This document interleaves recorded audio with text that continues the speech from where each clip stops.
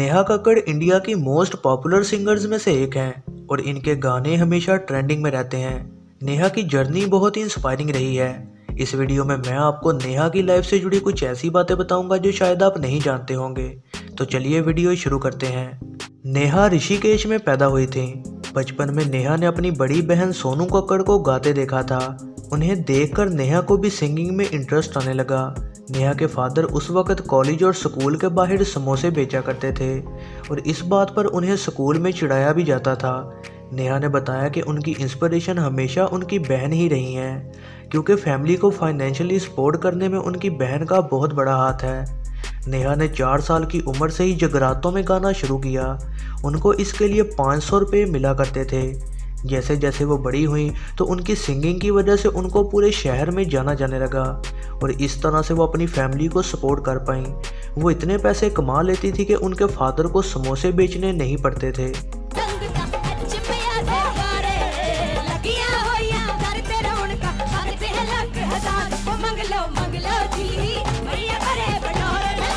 फिर इसके बाद नेहा अपनी फैमिली के साथ दिल्ली शिफ्ट हो गई, क्योंकि दिल्ली में लाइव परफॉर्मेंसेस के ज़्यादा पैसे मिलते थे।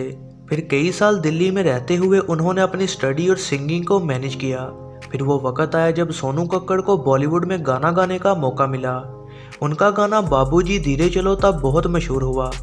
इस वजह से नेहा को भी लगा कि वो भी आगे जाकर प्लेबैक सिंगर बन सकती हैं। 2006 में नेहा 11वीं में थी और तब इंडियन आइडल बहुत मशहूर था।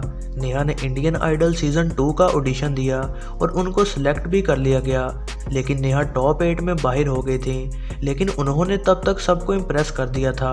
I have to do a lot in life। अभी तो मैं जितना डिज़र्व करती हूँ ये अभी मुझे उतना नहीं मिला है। मुझे इससे भी ज़्यादा बहुत मिलने वाला है and I am very much positive about it. I am gonna make it even more bigger in life for sure। Indian Idol के बाद नेहा कई जगह लाइव परफॉर्मेंसेस पर जाने लगी। फिर उनकी मुलाकात म्यूजिक डायरेक्टर प्रीतम से हुई, जिन्होंने उनको आ देखें ज़रा मूवी का गजब होयो रामा गाना ऑफर किया। लेकिन डायरेक्टर को फिर उनकी आवाज़ बिपाशा के साथ मैच होती फील ना हुई और उन्हें ये गाना ना दिया गया। फिर नेहा को AR रहमान के साथ काम करने का मौका मिला, जहां उन्होंने अक्षय कुमार की ब्लू मूवी का टाइटल थीम किया। उनका सबसे पहला ऑफिशियल गाना मेरे भैया नॉट आउट मूवी में था, लेकिन यह गाना कुछ ज़्यादा लोगों ने नहीं सुना। नेहा को उनकी कामयाबी मिली कॉकटेल मूवी के गाने सेकंड हैंड जवानी से। ये सॉन्ग बहुत हिट हुआ था और नेहा को हर जगह से कॉल्स आने लगी और उनमें से एक कॉल थी यो हनी सिंह की। फिर हनी सिंह ने नेहा के साथ पहला गाना आओ राजा किया और फिर इसको कई साल बाद मूवी गब्बर में फीचर किया गया। दोनों का कोलैबोरेट गाना यारियां मूवी में सनी सनी रहा। ये गाना रिलीज होते ही वायरल हो गया। इस गाने के बाद उनका मनाली ट्रेंस और आओ राजा सॉन्ग भी सुपर हिट रहे। फिर नेहा को इंडस्ट्री के टॉप सिंगर्स में गिना जाने लगा। 2017 में नेहा को सारेगामापा लिल चैम्प्स में एज अ जज देखा गया और फिर अगले साल वो इंडियन आइडल में भी जज बनकर आई। नेहा ने कहा कि इंडियन आइडल में जज बनना एक ख्वाब जैसा है। मैंने कभी सोचा ही नहीं था कि जिस शो में कभी मैं ऑडिशन देने आई थी उसकी मैं जज बनूंगी। कमेंट्स में आप भी ज़रूर बताइएगा कि आपको नेहा का कौन सा सॉन्ग सबसे ज़्यादा पसंद है। नेहा को कई बार इंडियन आइडल में रोते हुए देखा गया और इस चीज़ को लेकर उन पर बहुत से मीम्स भी बनाए गए। कई लोगों का कहना है कि नेहा कुछ ज़्यादा ही इमोशनल है और वो शायद ये सब TRP के लिए करती हैं। उन्होंने फिर एक जगह कहा कि मैं जानती हूँ कि मैं रो देती हूँ, क्योंकि मैं उन लोगों की कहानी से रिलेट कर पाती हूँ, क्योंकि एक वक्त ऐसा था कि मैं उन्हीं हालात में थी और इसीलिए जब भी ऐसा कुछ होता है तो मुझे रोना आ जाता है।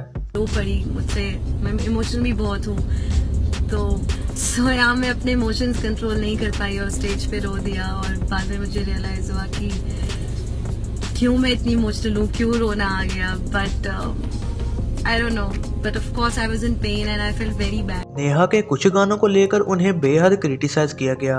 आओ राजा गाने के लिरिक्स को बहुत वल्गर माना गया। फिर मनाली ट्रेंस के रिलीज होने पर भी एक NGO ने उनके खिलाफ कंप्लेन की और कहा कि ये गाना ड्रग्स को बढ़ावा दे रहा है। ये दोनों गाने काफ़ी हिट थे, लेकिन कुछ ने इनको बेहद क्रिटिसाइज किया।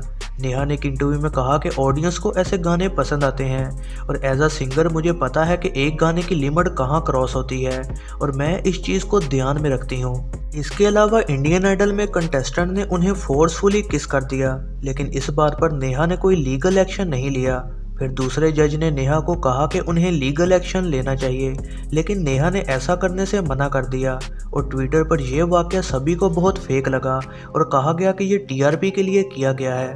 नेहा का हिमांश कोहली के साथ रिलेशनशिप रहा और वो इस बारे में बिल्कुल ओपन भी रही। उनकी मुलाकात यारियां मूवी की पार्टी में हुई थी और फिर उनके रिलेशनशिप की खबर आने लगी। इंडियन आइडल में नेहा ने बताया था कि मैं हिमांश को डेट कर रही हूँ। हम सफ़र वैसे अगर हिमांश कोहली जैसे हो तो ज़िंदगी आई थिंक ब्यूटीफुल हो सकती है, जैसा वीडियो में दिख रहा है। आई थिंक सब कुछ बिल्कुल ठीक जा रहा था, लेकिन फिर दोनों के ब्रेकअप की खबर आने लगी और नेहा ने सोशल मीडिया पर शेयर किया कि वो डिप्रेशन में है और फिर कंफर्म हो गया कि उनका ब्रेकअप हो गया है। इसके बाद हिमांश की रेपुटेशन को काफ़ी क्वेश्चन किया गया और नेहा ने कहा कि मुझे सोशल मीडिया पर यह बताना नहीं चाहिए था। मोस्टली स्टोरीज जो लव स्टोरीज हैं वो इनकम्प्लीट रह जाती हैं, तो हम फिल्म्स भी ऐसे ही बनाते हैं, जब जनरली जब मूवीज़ बनती हैं, वीडियोस भी ऐसे ही बनते हैं जिनसे लोग रिलेट कर पाएँ। तो हम जितना हमें जो प्यार दिखाया जा रहा है वो भी बिल्कुल सच्चा है, जो जैसे कपल्स जितना इन लव होते हैं, जितना प्यार में होते हैं, वो सब हमने दिखाया है। एंड देन इवेंचुअली जब दूर चला जाता है कोई आपसे प्यार करने वाला तो बहुत दुख होता है।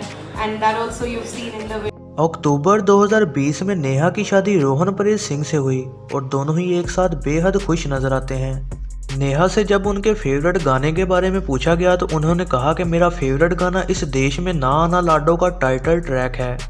I can see when I am singing ना आना इस देश लाडो, मैं कलर्स चैनल पर जो बहुत पॉपुलर हुआ था वो शो, मैं वो जब भी गाती थी उस टाइम पर people use to start crying और मेरे पास आके बोलते हैं कि you have a beautiful voice, और मतलब दे लाइक कि we can't express our feelings, but जब आप गाती हैं तो लगता है कि बस आपको सुनते ही जाएं। तो ये थी दोस्तों आज की वीडियो। उम्मीद है आप सबको पसंद आई होगी। ऐसी ही नई वीडियोस के लिए चैनल पर बने रहें, सब्सक्राइब करें और बेल नोटिफिकेशन को ऑन करना ना भूलिएगा।